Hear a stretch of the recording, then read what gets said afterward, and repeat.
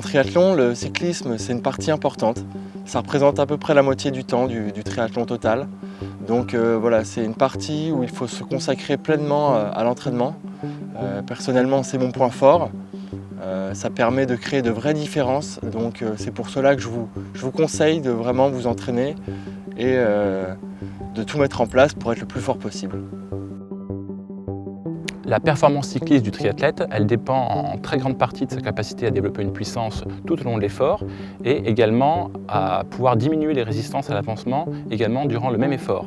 Si on s'intéresse plus particulièrement à la capacité à développer une puissance, il s'agit de produire une force tout au long du cycle de pédalage et donc à être capable d'orienter de manière la plus efficace possible la force de propulsion toujours de manière perpendiculaire à la manivelle. Donc ça, c'est un apprentissage qui se fait au long cours et qui passe par différents items, notamment tout ce qui est apprentissage de l'orientation de la cheville par rapport à la manivelle et puis éviter au maximum d'avoir des points morts lors du pédalage. Alors la première chose pour améliorer ses qualités de cycliste, c'est de travailler, comme on dit, son coup de pédale. Il faut pouvoir pédaler rond et pouvoir avoir un rendement efficace. Donc pour cela, on a une première solution, c'est de faire des kilomètres. Donc naturellement, on va obtenir un coup de pédale qui sera de plus en plus efficace. Et l'autre option, qui permettra vraiment d'optimiser son coup de pédale, c'est de travailler sa technique. Alors pour cela, on a l'option de faire du une jambe, on a l'option de faire de l'hypervélocité ou encore de la survitesse.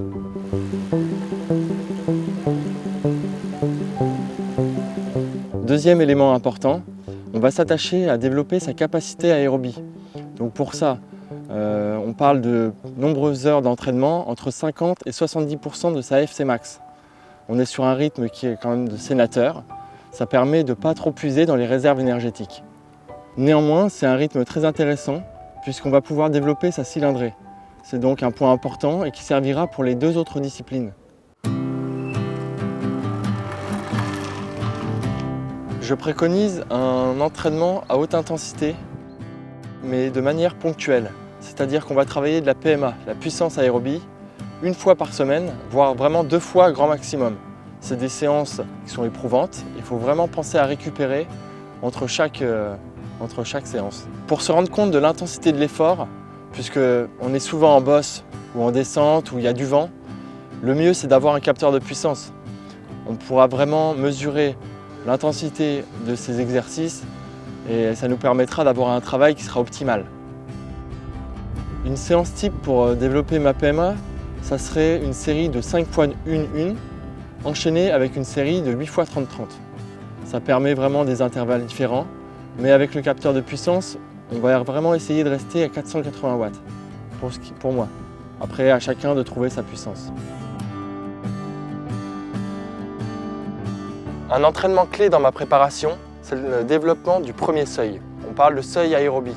Ça représente entre 70 et 80% de la FC max. On est sur des allures half Ironman. Pour préparer tout type de format, c'est une intensité qui est vraiment bénéfique. Par exemple, personnellement, je le travaille sous forme de 3 fois 20 minutes à 330 watts. Enfin, ce qui peut vraiment vous aider à passer un palier, c'est le travail de musculation.